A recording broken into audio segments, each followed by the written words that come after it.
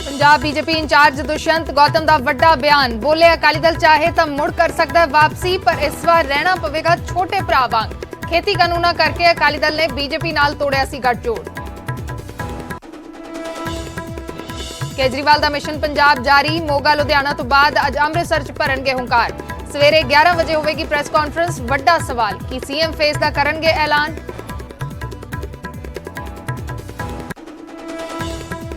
पंजाब च गरमाई असली नकली दी जंग। केजरीवाल का मुख्यमंत्री चन्नी ते तंज। बोले पंजाब च घूम रहा नकली केजरीवाल। कांग्रेस का पलटवार, कहा जनता दसेगी कौन असली कौन नकली। 2022 ਦੀਆਂ ਚੋਣਾਂ ਤੋਂ ਪਹਿਲਾਂ ਆਟੋ ਚਾਲਕਾਂ ਨੂੰ ਲੁਭਾਉਣ ਦੀ ਕੋਸ਼ਿਸ਼। केजरीवाल ने ਆਟੋ ਦੀ ਕੀਤੀ ਸਵਾਰੀ। ਆਟੋ ਚਾਲਕ ਦੇ ਘਰ ਜਾ ਕੇ ਖਾਣਾ ਵੀ ਖਾਦਾ ਤਾਂ ਮੁੱਖ ਮੰਤਰੀ ਚੰਨੀ ਨੇ ਵੀ ਆਟੋ ਸਟੈਂਡ ਪਹੁੰਚ ਕੇ ਪੀਤੀ ਚਾਹ। ਕੀਤੇ ਕਈ ਐਲਾਨ। ਮੁੱਖ ਮੰਤਰੀ ਚੰਨੀ ਅੱਜ ਖੇਤ ਮਜ਼ਦੂਰਾਂ ਨਾਲ ਕਰਨਗੇ ਮੁਲਾਕਾਤ। ਕਰਜ਼ ਮਾਫੀ ਸਣੇ तमाम ਮੁੱਦਿਆਂ ਦੇ ਹੱਲ ਲਈ ਕਰਨਗੇ ਚਰਚਾ। ਸ਼ਾਮ 5 ਵਜੇ ਚੰਡੀਗੜ੍ਹ 'ਚ ਹੋਏਗੀ ਬੈਠਕ। खेती कानूना की वापसी के ऐलान तो बाद बीजेपी ने खिंची मिशन पंजाब की तैयारी। अज चंडीगढ़ च चोण इंचार्ज गजेंद्र शेखावत की अगवाई च चलेगा बैठकों का दौर। 117 सीटां लई घड़ी जाएगी रणनीति।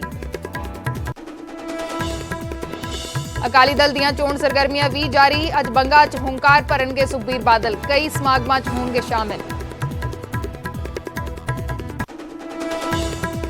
पठानकोट च ग्रेनेड हमले तो बाद अज अमृतसर च हाई लैवल बैठक। गृह मंत्री सुखजिंदर रंधावा बॉर्डर रेंज के उच्च अधिकारियों नाल करनगे मीटिंग। सरहदी इलाकों की सुरक्षा का लैणगे जायजा। न्यू दी बस के परमिट रद्द करने के मामले च हाईकोर्ट ने ट्रांसपोर्ट मंत्री राजा वड़िंग नूं जारी किया नोटिस। डिंपी ढिल्लों ने नाजायज तौर पर परमिट रद्द करने के लाए ने इल्जाम। विवादित बयान को लैके कंगना का विरोध जारी। मुंबई स्थित घर के बाहर सिख जथेबंदियों ने किया प्रदर्शन। ऑपरेशन ब्लू स्टार को लैके सिखां ते कीती सी विवादित टिप्पणी।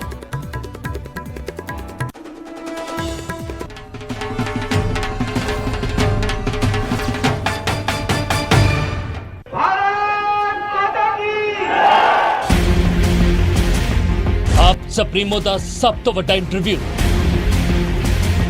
कदों सामने आवेगा आपका सीएम चेहरा। केजरीवाल तो सुनो आपका पंजाब प्लान।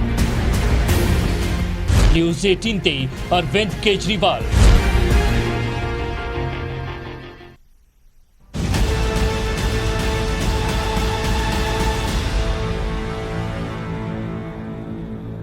सत श्री अकाल, मैं हाँ अर्शदीप संधू। न्यूज़ 18 पंजाब हरियाणा हिमाचल देख रहे दर्शकों का स्वागत। गल करते हैं पंजाब की सियासत की। सियासत दे विच कुछ भी संभव है तो हुण इस नूं लैके पंजाब बीजेपी इंचार्ज दुष्यंत गौतम का वड्डा बयान आया है। उन्होंने कहा है कि अकाली दल चाहे तो बीजेपी दे विच स्वागत है, पर इस बार छोटे भरा वांग रहना पवेगा। छोटे भरा दे वांग अकाली दल वापस आ सकता है। जे अकाली दल पहल करता है तो असीं सोच सकते हैं। दुष्यंत गौतम का यह वड्डा बयान आया है। उन्होंने कहा कि पहला वड्डे भरा की हैसियत सी ते हुण छोटे भरा वांग अकाली दल वापसी कर सकता है। दस दईए कि खेती कानूना दे करके अकाली दल ने बीजेपी नाल गठजोड़ तोड़ दिता सी, पर हुण केंद्र सरकार ने तिन्ने कानून वापस लैण दा ऐलान कर दिता, जिस तो बाद ये सवाल उठ रहे ने, चर्चा हो रही है कि की अकाली दल ते बीजेपी विचाले दोबारा गठजोड़ होएगा। इस दे इशारे जरूर ने। वार-वार आगू कहते नजर आए ने कि राजनीति दे विच कुछ भी संभव हो सकता है, गलबात कदे भी हो सकती है, लेकिन हुण सवाल ये है कि की अकाली दल ते बीजेपी दी वापसी होएगी, गठजोड़ दोबारा होएगा। इसनूं लैके सवाल उठ रहे ने, चर्चा हो रही है। मनोज साडे सहयोगी जुड़े हुए ने। मनोज, किवें देखा जावे इस बयान नूं? बिल्कुल, देखिए एक बड़ा सियासी बयान है गठबंधन को लेकर खासकर। और दुष्यंत गौतम से इस मुद्दे पर जब हमारी बातचीत हुई सुबह, तो दुष्यंत गौतम ने बिल्कुल क्लियरली कहा है कि गठबंधन से कोई परहेज नहीं है, लेकिन एक ही उसमें कंडीशन है कि वो राष्ट्रवादी दल होना चाहिए जो राष्ट्र की चिंता करता हो।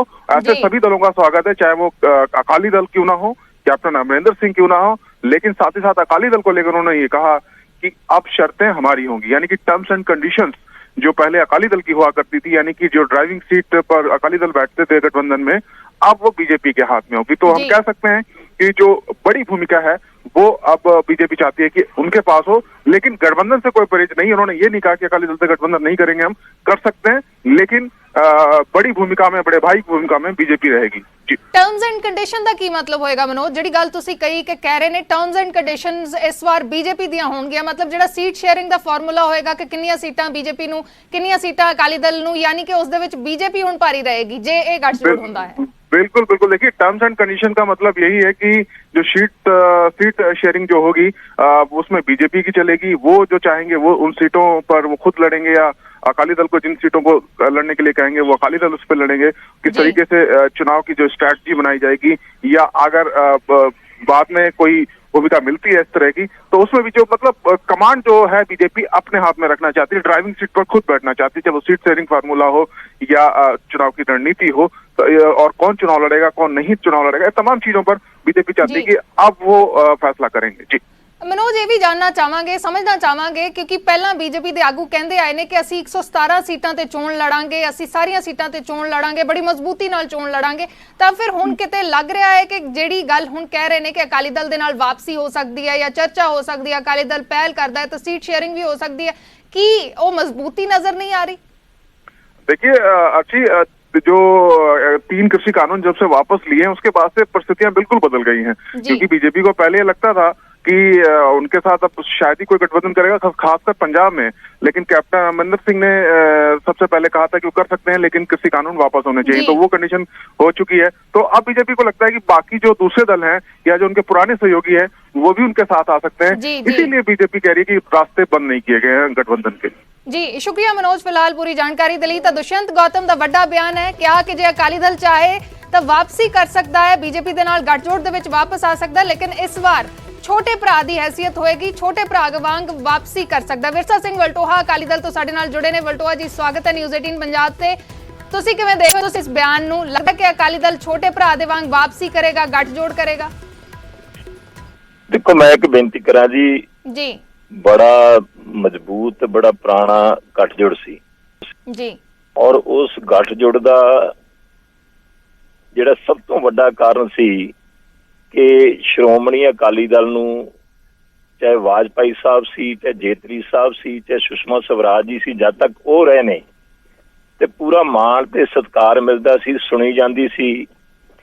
पर जदों तो मोदी साहब आए, अमित शाह जी आए, गठजोड़ तो सानू इन्हां दे समय भी निभाउणा पिया जी, पर हमेशा ही इन्हां दा रवैया जिहड़ा आ ना ते गठजोड़ नूं महत्ता दित्ती गई ते ना गठजोड़ दा मान सत्कार कीता गया। इत्थों तक कि असीं 2020 तक 2014 तो लैके 6 साल इन्हां दे हुंदियां गठजोड़ दा हिस्सा रहे हैं, किते चाह ते कप ते भी कि एक फॉर्मल मीटिंग भी जिहड़ी है साडे श्रोमणी अकाली दल दे प्रधान नूं सद के ਜਾਂ ਕਿਸੇ ਤਰ੍ਹਾਂ ਦਾ ਕੋਈ ਪੰਜਾਬ ਦੇ ਨਾਲ ਮਸਲਾ ਆਇਆ ਜਾਂ ਕੋਈ ਹੋਰ ਮਸਲਾ ਆਇਆ ਨਾ ਕਦੀ ਡਿਸਕਸ ਕੀਤਾ ਗਿਆ। ਜੇ ਅਸੀਂ ਵੀ ਪਹੁੰਚ ਕੀਤੀ ਤੇ ਸਾਡੀ ਸੁਣਵਾਈ ਨਹੀਂ ਹੋਈ, ਕੇਵਲ ਤੇ ਕੇਵਲ ਲਾਰੇ ਲੱਗਦੇ ਰਹੇ। ਤੇ ਇਸ ਕਰਕੇ ਸਭ ਤੋਂ ਵੱਡੀ ਗੱਲ ਹੈ ਕਿ ਇਹਨਾਂ ਨੇ ਪੰਜਾਬ ਦੇ ਉੱਤੇ, ਪੰਜਾਬ ਦੀ ਕਿਸਾਨੀ ਦੇ ਉੱਤੇ, ਦੇਸ਼ ਦੇ ਕਿਸਾਨ ਦੇ ਉੱਤੇ ਜਿਹੜਾ ਹਮਲਾ ਕੀਤਾ ਆ ਉਹ ਬਰਦਾਸ਼ਤ ਨਹੀਂ ਕੀਤਾ ਜਾ ਸਕਦਾ। ਤੇ ਅੱਜ ਵੀ ਉਹ ਜਿਹੜਾ ਹਮਲਾ ਕੀਤਾ ਸੀਗਾ ਕਹਿੰਦੇ ਵਾਸਤੇ ਅਸੀਂ ਲੈ ਲਿਆ, ਪਰ ਹੈ ਬਹੁਤ ਵਧੀਆ ਸੀ। ਤੁਸੀਂ ਗੋਲੀ ਵੀ ਮਾਰ ਦਿਓ ਤੇ ਮਾਫੀ ਵੀ ਮੰਗ ਲਓ ਤੇ ਕਹਿ ਦਿਓ ਕਿ ਗੋਲੀ ਇਸ ਕਰਕੇ ਮਾਰੀ ਸੀ ਕਿ ਬੜੀ ਚੰਗੀ ਸੀਗੀ। ਇਸ ਕਰਕੇ ਜਿਹੜਾ ਆ ਸਾਡੇ ਪ੍ਰਧਾਨ ਸਾਹਿਬ, ਸਾਡੀ ਹਾਈ ਕਮਾਂਡ ਜਿਹੜੀ ਆ ਬੜੇ ਸਪਸ਼ਟ ਰੂਪ ਚ ਸਪਸ਼ਟ ਕਰ ਚੁੱਕੀ ਹੈ ਕਿ ਭਾਰਤੀ ਜਨਤਾ ਪਾਰਟੀ ਨਾਲ ਸਾਡਾ ਕਿਸੇ ਵੀ ਕੀਮਤ ਤੇ ਗੱਠਜੋੜ ਨਹੀਂ ਹੋ ਸਕਦਾ, ਭਾਵੇਂ ਕਿ ਸਾਰੇ ਦਾ ਸਾਰਾ ਇਹ ਤਾਂ ਛੋਟਾ ਭਰਾ ਕਹਿੰਦੇ ਆ ਨਾ, ਭਾਵੇਂ ਵੱਡੇ ਦਾ ਵੱਡਾ ਭਰਾ, ਭਾਵੇਂ ਬਾਪ ਬਣਾ ਕੇ ਵੀ ਹੁਣ ਆਵਾਜ਼ਾਂ ਮਾਰਨ, ਹੁਣ ਇਹਨਾਂ ਨਾਲ ਵਾਪਸੀ ਨਹੀਂ ਹੋ ਸਕਦੀ। ਸਾਡਾ ਗੱਠਜੋੜ ਜਿਹੜਾ ਆ ਉਹ ਬਹੁਜਨ ਸਮਾਜ ਪਾਰਟੀ ਦੇ ਨਾਲ ਹੈ ਔਰ ਬਹੁਤ ਵਧੀਆ ਆ, ਔਰ 2022 ਦੇ ਵਿੱਚ ਸਾਨੂੰ ਹੋਰ ਕਿਸੇ ਦੀ ਲੋੜ ਕੋਈ ਨਹੀਂ। ਇਹ ਕੈਪਟਨ ਅਮਰਿੰਦਰ ਸਿੰਘ ਜਿਹੜੇ ਇਹਨਾਂ ਦੀ ਕਠਪੁਤਲੀ ਬਣ ਕੇ ਚੱਲਦਾ ਰਿਹਾ ਆ, ਜਾਂ ਢੀਂਡਸਾ ਸਾਹਿਬ ਜਿਨ੍ਹਾਂ ਨੂੰ ਇਹਨਾਂ ਨੇ ਉਂਗਲੀ ਲਾ ਕੇ ਤੋਰਿਆ ਸੀਗਾ ਕਿ ਢੀਂਡਸਾ ਸਾਹਿਬ ਤਗੜੇ ਹੋ ਜਾਓ, ਅਸੀਂ ਤੁਹਾਡੇ ਨਾਲ ਜੇ, ਬਾਕੀ ਕੋਈ ਨਹੀਂ, ਅਕਾਲੀ ਦਲ ਨੂੰ ਮਾਂਜ ਕੇ ਰੱਖ ਦਾਂਗੇ। ਅੱਜ ਢੀਂਡਸਾ ਸਾਹਿਬ ਕੰਧਾਂ 'ਚ ਵੱਜਦੇ ਫਿਰਦੇ ਆ, ਉਹਨਾਂ ਨੂੰ ਲੈ ਲੈਣ ਤੇ ਸਾਨੂੰ ਸਾਡੇ ਨਾਲ ਗੱਲ ਕਰਨ ਦੀ ਨਾ ਕੋਈ ਲੋੜ ਹੈ ਤੇ ਨਾ ਹੀ ਗੱਲ ਕਰਦੇ। ਤਾਂ ਮੰਨਿਆ ਜਾਵੇ ਕਿ ਅਕਾਲੀ ਦਲ ਦੇ ਵੱਲੋਂ ਕੋਈ ਗੱਲਬਾਤ ਨਹੀਂ ਹੋਏਗੀ? ਇਹ ਬਿਲਕੁਲ ਕਹਿਤਾ ਜੀ, ਸਾਡੇ ਪ੍ਰਧਾਨ ਸਾਹਿਬ ਨੇ ਸਪਸ਼ਟ ਕਰਤਾ, ਸਾਡੀ ਹਾਈ ਕਮਾਂਡ ਨੇ ਸਪਸ਼ਟ ਕਰਤਾ ਹੈ, ਔਰ ਸਾਨੂੰ ਲੋੜ ਵੀ ਕੋਈ ਨਹੀਂ। ਜਿਹੜੇ ਬੰਦੇ ਧੌਣ ਦੇ ਵਿੱਚ ਕਿੱਲਾ ਲੈ ਕੇ ਚੱਲਦੇ ਨੇ, ਜਿਹੜੇ ਲੋਕਤੰਤਰਕ ਪਰੰਪਰਾਵਾਂ ਨਹੀਂ ਨਿਭਾਉਂਦੇ, ਜਿਹੜੇ ਲੋਕਤੰਤਰ ਦੇ ਵਿੱਚ ਆਪਣੇ ਗੱਠਜੋੜ ਦੇ ਸਾਥੀਆਂ ਨੂੰ ਮਹੱਤਤਾ ਨਹੀਂ ਦਿੰਦੇ, ਲੋਕਾਂ ਨੂੰ ਨਹੀਂ ਦਿੰਦੇ ਤੇ ਗੱਠਜੋੜ ਦੇ ਸਾਥੀਆਂ ਨੇ ਇਹਨਾਂ ਕਿੱਥੋਂ ਦੇਣੀ ਹੈ। ਮੈਂ ਇੱਕ ਵੀ ਦੱਸ ਦੇਵਾਂ, ਭਾਰਤੀ ਜਨਤਾ ਪਾਰਟੀ ਦੇ ਅੰਦਰ ਮੋਦੀ ਸਾਹਿਬ ਤੇ ਅਮਿਤ ਸ਼ਾਹ ਜੀ ਤੋਂ ਬਿਨਾਂ ਨਾ ਤੇ ਕਿਸੇ ਹੋਰ ਦੀ ਵੋਕਲ ਜੇ, ਨਾ ਕਿਸੇ ਨੂੰ ਪੁੱਛਦਾ ਜੇ, ਸਭ ਯੈਸਮੈਨ ਬਣ ਕੇ ਚੱਲਦੇ ਆ ਕਿ ਪਤਾ ਹੈ ਕਿ ਡਿਕਟੇਟਰ ਨੇ ਮੋਦੀ ਸਾਹਿਬ ਤੇ ਅਸੀਂ ਡਿਕਟੇਟਰਸ਼ਿਪ ਜਿਹੜੀ ਆ ਜਿੰਨਾ ਚਿਰ ਬਰਦਾਸ਼ਤ ਕਰ ਲਈ। ਅੱਛਾ ਵਲਟੋਆ ਜੀ ਜੁੜੇ ਰਹੋ, ਹਰਜੀਤ ਗਰੇਵਾਲ ਜੁੜੇ ਨੇ ਬੀਜੇਪੀ ਤੋਂ, ਇੱਕ ਵਾਰ ਉਹਨਾਂ ਤੋਂ ਵੀ ਜਵਾਬ ਲੈ ਲੈਣੇ ਆ। ਗਰੇਵਾਲ ਜੀ ਤੁਸੀਂ ਸੁਣ ਵੀ ਲਿਆ ਹੈ ਕਾਫੀ ਕੁਝ ਵਲਟੋਆ ਸਾਹਿਬ ਕਹਿ ਰਹੇ ਨੇ, ਤੇ ਨਾਲ ਹੀ ਇਹ ਵੀ ਹੈ ਕਿ ਉਹ ਕਹਿ ਰਹੇ ਨੇ ਕਿ ਬੀਜੇਪੀ ਦੇ ਵਿੱਚ ਕਿਸੇ ਦੀ ਸੁਣੀ ਨਹੀਂ ਜਾਂਦੀ। ਪਹਿਲਾਂ ਗੱਠਜੋੜ ਸੀ, ਚੰਗਾ ਗੱਠਜੋੜ ਵੀ ਰਿਹਾ ਹੈ, ਲੇਕਿਨ ਸਾਨੂੰ ਨਰਿੰਦਰ ਮੋਦੀ ਅਮਿਤ ਸ਼ਾਹ ਦੇ ਸਮੇਂ ਨਿਭਾਉਣਾ ਪਿਆ, ਹਾਲਾਂਕਿ ਸਾਡੀ ਸੁਣੀ ਨਹੀਂ ਜਾਂਦੀ ਸੀ। ਤੇ ਹੁਣ ਚਾਹੇ ਸਾਨੂੰ ਜਿਹੜੇ ਛੋਟੇ ਭਰਾ ਦੀ ਗੱਲ ਕਰਦੇ ਨੇ, ਚਾਹੇ ਵੱਡਾ ਭਰਾ ਬਣਾ ਲੈਣ, ਚਾਹੇ ਬਾਪ ਬਣਾ ਲੈਣ, ਤਾਂ ਵੀ ਨਹੀਂ ਆਉਂਦੇ। ਦੇਖੋ ਪਹਿਲੀ ਗੱਲ ਤਾਂ ਇਹ ਹੈ ਜਿਹੜਾ ਕਹਿੰਦੇ ਆ ਵੀ ਸਾਨੂੰ ਬਿਲਕੁਲ ਪੁੱਛਿਆ ਨਹੀਂ ਸੀ ਜਾਂਦਾ ਜੀ। ਐਨਡੀਏ ਦੀਆਂ ਮੀਟਿੰਗਾਂ 'ਚ ਬਰਾਬਰ ਬੈਠਦੇ ਸੀ, ਬਰਾਬਰ ਸਲਾਹ ਮਸ਼ਵਰਾ ਹੁੰਦਾ ਸੀ, ਔਰ ਕੈਬਨਿਟ ਦੀਆਂ ਮੀਟਿੰਗਾਂ 'ਚ ਬੀਬਾ ਹਰਸਿਮਰਤ ਬੈਠਦੇ ਸੀ। ਜਦੋਂ ਆਰਡੀਨੈਂਸਸ ਆਏ ਉਦੋਂ ਬਰਾਬਰ ਉਹ ਕੈਬਨਿਟ ਦੀ ਮੀਟਿੰਗ 'ਚ ਬੈਠੇ ਸੀ। ਔਰ ਜੇ ਉਹ ਐਨਡੀਏ ਦੀਆਂ ਮੀਟਿੰਗਾਂ ਦੇ ਫੋਟੋਗ੍ਰਾਫ ਜਾਂ ਹੋਰ ਚਾਹੀਦੇ ਆ ਉਹ ਮੈਂ ਤੁਹਾਨੂੰ ਭੇਜ ਸਕਦਾ। ਜੋ ਬਲਟੋਆ ਸਾਹਿਬ ਕਹਿੰਦੇ ਆ ਉਹ ਤਾਂ ਦੇਖੋ ਉਹ ਗਲਤ ਆ, ਉਹਦੀ ਗੱਲ ਨਹੀਂ ਹੈ। ਉਹ ਉਸ ਵੇਲੇ ਬੋਲਣਾ ਚਾਹੀਦਾ ਸੀ ਜੇ ਨਹੀਂ ਪੁੱਛਦੇ ਸੀ। ਉਹ ਤਾਂ ਬਾਅਦ 'ਚ ਜਦੋਂ ਲੋਕਾਂ ਦਾ ਦਬਾਅ ਇਹਨਾਂ ਤੇ ਵਧਿਆ, ਇਹਨਾਂ ਨੇ ਦੇਖਿਆ ਕਿ ਪੰਜਾਬ 'ਚ ਸਾਡਾ ਆਧਾਰ ਪਹਿਲਾਂ ਹੀ ਖਿਸਕ ਗਿਆ, ਤੇ ਇਹਨਾਂ ਨੇ ਉਸ ਵੇਲੇ ਬੀਜੇਪੀ ਨੂੰ ਛੱਡਿਆ ਹੈਗਾ। ਉਹ ਚਲੋ ਇਹਨਾਂ ਦੀ ਗੱਲ ਆ। ਅਸੀਂ ਤਾਂ ਕੋਈ ਪਹਿਲੀ ਗੱਲ ਤਾਂ ਦੁਸ਼ਯੰਤ ਜੀ ਨੇ ਜਿਹੜਾ ਬਿਆਨ ਦਿੱਤਾ ਹੈਗਾ ਕਿ ਛੋਟਾ ਭਾਈ ਬਣ ਕੇ ਆ ਜਾਏ, ਉਹਦਾ ਮਤਲਬ ਇਹ ਆ ਕਿ ਅਸੀਂ ਕੋਈ ਨਾ ਤਾਂ ਇਹਨਾਂ ਨੇ ਸਾਨੂੰ ਐਪਲੀਕੇਸ਼ਨ ਦਿੱਤੀ ਆ, ਨਾ ਹੀ ਅਸੀਂ ਇਹਨਾਂ ਨੂੰ ਕੋਈ ਐਪਲੀਕੇਸ਼ਨ ਦਿੱਤੀ ਆ ਕਿ ਵੀ ਅਸੀਂ ਕੋਈ ਗੱਠਜੋੜ ਕਰਨਾ ਜਾਂ। ਲੇਕਿਨ ਦੁਸ਼ਯੰਤ ਗੌਤਮ ਜੀ ਦਾ ਬਿਆਨ ਆਇਆ ਗਰੇਵਾਲ ਸਾਹਿਬ, ਉਹ ਕਹਿ ਰਹੇ ਨੇ ਕਿ ਅਕਾਲੀ ਦਲ ਵਾਪਸੀ ਕਰ ਸਕਦਾ ਜੇ ਚਾਹੇ ਤਾਂ।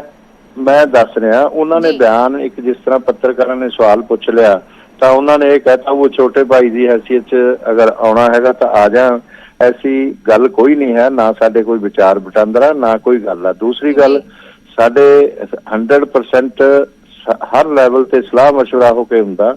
ਇਹ ਠੀਕ ਆ ਕਿ ਸ਼੍ਰੋਮਣੀ ਅਕਾਲੀ ਦਲ ਦੇ ਅੰਦਰ ਜੋ ਵੀ ਫੈਸਲਾ ਲੈਣਾ ਉਹ ਸਰਦਾਰ ਸੁਖਬੀਰ ਸਿੰਘ ਬਾਦਲ ਲੈ ਲੈਂਦੇ ਆ, ਬੀਬਾ ਹਰਸਿਮਰਤ ਲੈ ਲੈਂਦੇ ਆ, ਉਹਨੂੰ ਸਾਰੇ ਮੰਨ ਲੈਂਦੇ ਆ। ਸਾਡੇ ਬਰਾਬਰ ਸਲਾਹ ਮਸ਼ਵਰੇ ਹੁੰਦੇ ਆ। ਨਾ ਕੋਈ ਅਮਿਤ ਸ਼ਾਹ ਜੀ ਦੀ ਡਿਕਟੇਟਰਸ਼ਿਪ ਹੈ ਇੱਥੇ, ਨਾ ਹੀ ਕੋਈ ਮੋਦੀ ਜੀ ਦੀ ਹੈਗੀ ਆ।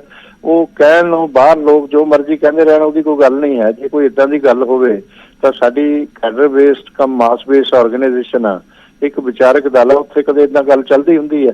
ਜਿਸ ਤਰ੍ਹਾਂ ਹੁਣ ਕਮਿਊਨਿਸਟ ਪਾਰਟੀ ਸੀ, ਉਹ ਕੈਡਰ ਬੇਸਡ ਕਮ ਮਾਸ ਬੇਸਡ ਆਰਗੇਨਾਈਜੇਸ਼ਨ ਸੀਗੀ, ਤੇ ਇੱਕ ਵਿਚਾਰਧਾਰਕ ਦਲ ਆ, ਚਾਹੇ ਉਹ ਵਿਚਾਰਧਾਰਾ ਕੋਈ ਵੀ ਹੋਵੇ।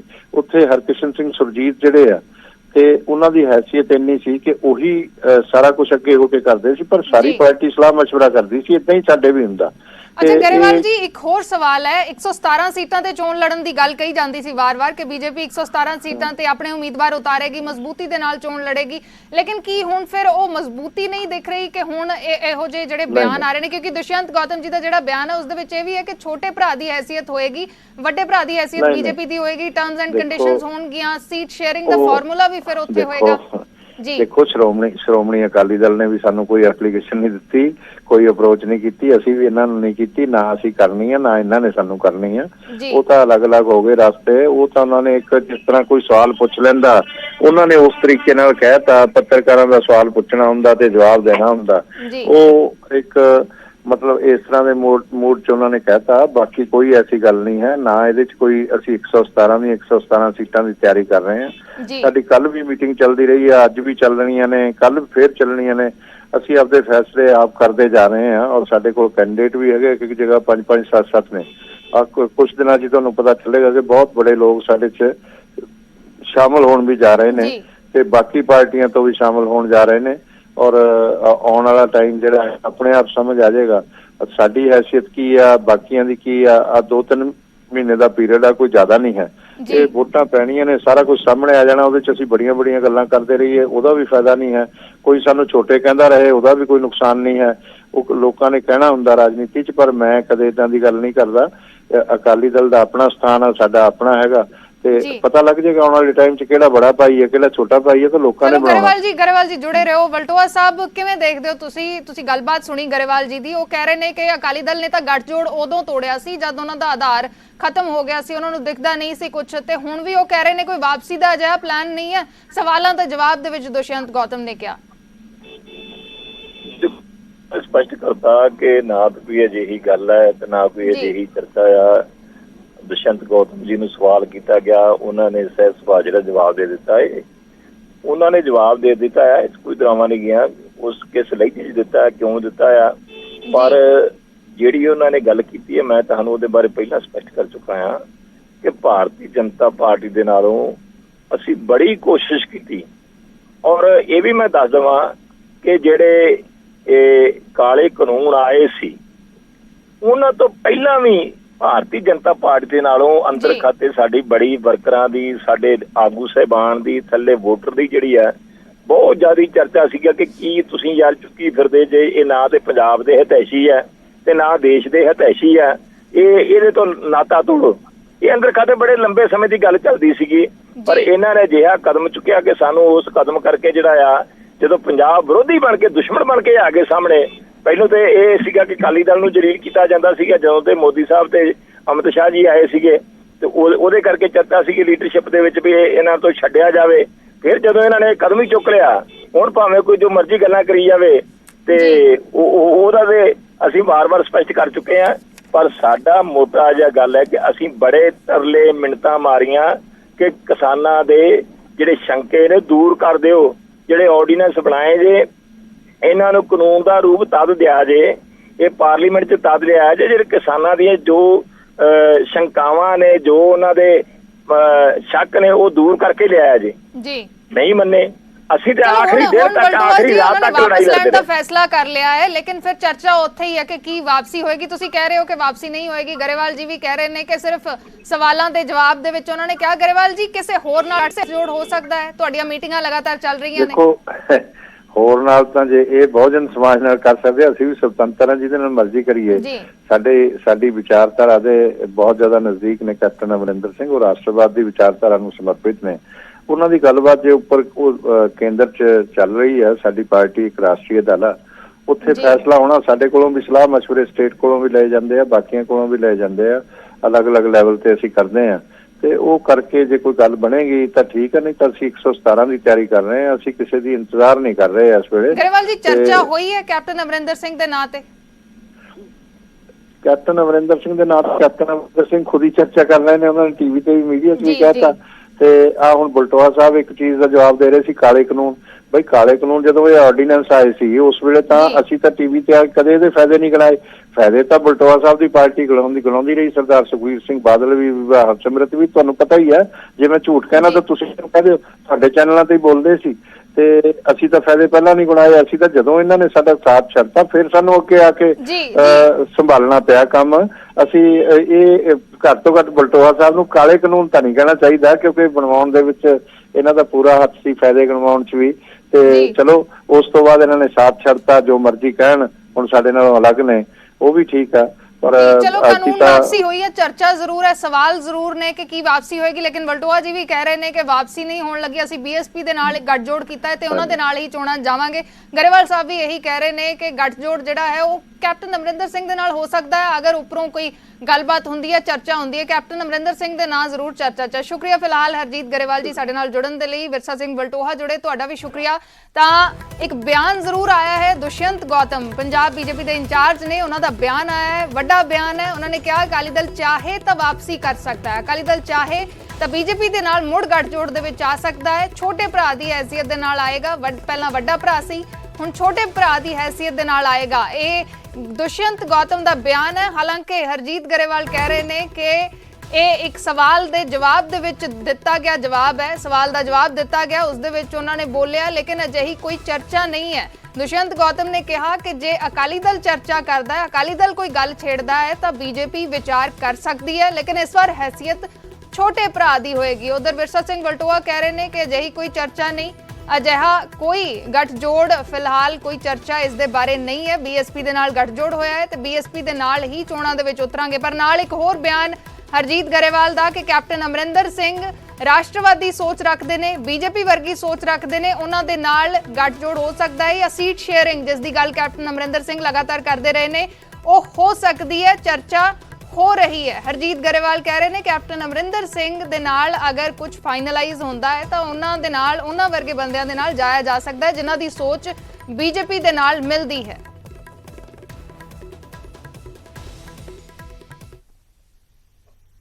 ਉਧਰ ਗੱਠਜੋੜ ਨੂੰ ਲੈ ਕੇ ਬਿਆਨਬਾਜ਼ੀ ਵਿਚਾਲੇ ਪੰਜਾਬ ਬੀਜੇਪੀ ਨੇ 2022 ਦੀਆਂ ਚੋਣਾਂ ਦੇ ਲਈ ਸਰਗਰਮੀਆਂ ਵੀ ਤੇਜ਼ ਕਰ ਦਿੱਤੀਆਂ ਨੇ। ਅੱਜ ਚੰਡੀਗੜ੍ਹ 'ਚ ਪੰਜਾਬ ਬੀਜੇਪੀ ਦੀ ਅਹਿਮ ਬੈਠਕ ਹੋਣ ਜਾ ਰਹੀ ਹੈ। ਚੋਣ ਇੰਚਾਰਜ ਗਜੇਂਦਰ ਸ਼ੇਖਾਵਤ ਦੀ ਅਗਵਾਈ ਦੇ ਵਿੱਚ ਮੰਥਨ ਹੋਏਗਾ। ਬੈਠਕਾਂ ਦਾ ਦੌਰ ਚੱਲੇਗਾ। 117 ਸੀਟਾਂ ਦੇ ਲਈ ਚੋਣ ਰਣਨੀਤੀ ਘੜੀ ਜਾਏਗੀ। ਤਾਂ ਇੱਕ ਪਾਸੇ ਬਿਆਨਬਾਜ਼ੀਆਂ ਨੇ ਗੱਠਜੋੜ ਦੀਆਂ ਤਾਂ ਦੂਸਰੇ ਪਾਸੇ ਪੰਜਾਬ ਬੀਜੇਪੀ ਦੀ ਅਹਿਮ ਮੀਟਿੰਗ ਹੋਣ ਜਾ ਰਹੀ ਹੈ। ਮਿਸ਼ਨ ਪੰਜਾਬ ਨੂੰ ਲੈ ਕੇ ਤਿਆਰੀ ਖਿੱਚੀ ਜਾ ਰਹੀ ਹੈ ਬੀਜੇਪੀ ਦੇ ਵੱਲੋਂ। 2022 ਦੀਆਂ ਚੋਣਾਂ ਹੁਣ ਸਿਰ ਤੇ ਨੇ ਤੇ ਇਸ ਨੂੰ ਲੈ ਕੇ ਅੱਜ ਚੰਡੀਗੜ੍ਹ ਦੇ ਵਿੱਚ ਪੰਜਾਬ ਬੀਜੇਪੀ ਦੀ ਇੱਕ ਅਹਿਮ ਬੈਠਕ ਹੋਣ ਜਾ ਰਹੀ ਹੈ। ਗਜੇਂਦਰ ਸ਼ੇਖਾਵਤ ਬੀਜੇਪੀ ਦੇ ਚੋਣ ਇੰਚਾਰਜ ਨੇ ਪੰਜਾਬ ਦੇ ਲਈ, ਉਹਨਾਂ ਦੀ ਅਗਵਾਈ ਦੇ ਵਿੱਚ ਇਹ ਬੈਠਕਾਂ ਹੋਣਗੀਆਂ।